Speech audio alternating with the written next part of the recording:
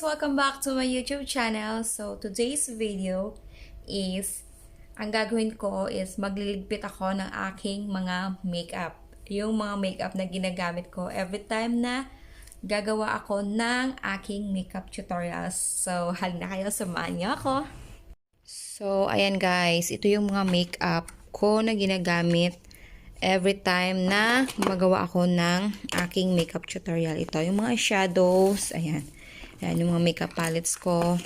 Ayan. And then, may brushes. Ayan, ito sila. Konti lang yung brushes ko. And then, some concealer, highlighter. And then, ito naman is eyeliner. Ayan. Mga browser, ganun. And then, ito.